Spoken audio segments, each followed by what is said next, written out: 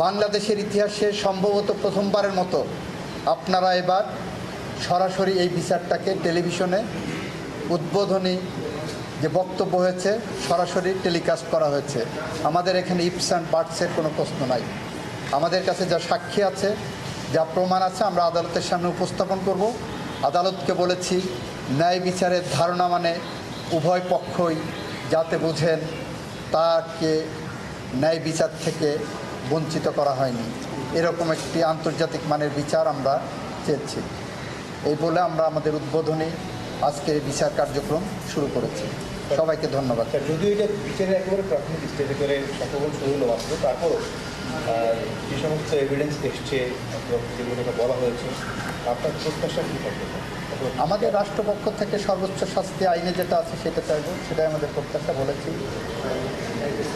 এই রাষ্ট্র অলিভার ক্রমওয়েলের মৃত্যুদণ্ডের মতো অত নির্মম মৃত্যুদণ্ড দেবে না। এই রাষ্ট্র একটি ন্যায় বিচার প্রতিষ্ঠা করবে, ন্যায় বিচার নিশ্চিত করবে। যদি ন্যায় বিচারের প্রক্রিয়ায় আমরা কোনো পথ হারাই তাহলে জুলাই বিপ্লব বিফলে যাবে। সবাইকে ধন্যবাদ। এই বিচারকে ঘিরে দেশীয় এবং আন্তর্জাতিক কোনো ধরনের বিচার বাধাগ্রস্ত করা ষড়যন্ত্র বা কোনো ধরনের বিরূপ কোনো পরিবেশ আপনারা ফিল করেন কিনা, এরকম কোনো ষড়যন্ত্র হচ্ছে কিনা? আমরা ন্যায় বিচারের পথে যত বাধার প্রাচীর আসুক না কেন, সমস্ত বাধার ব্যারিকেড আমরা ভেঙে ন্যায় বিচারের পথ ধরে এগিয়ে যাব। মাননীয় অ্যাটর্নি জেনারেল শেখ হাসিনাকে দেশে থাকার বিষয়ে কোনো অগ্রগতি দেখছি না রাষ্ট্রের। এইটা আইনি প্রক্রিয়ায় যা যা পদক্ষেপ নেওয়া দরকার সমস্ত পদক্ষেপ নিয়েই এই বিচার এগিয়ে যাচ্ছে।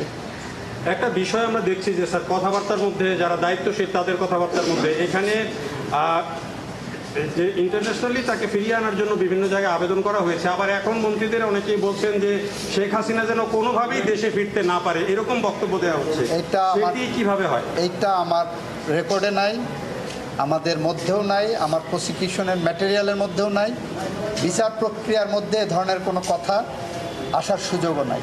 আমরা এগুলোকে কগনাইজেন্সেই নেই না এবং নেব না।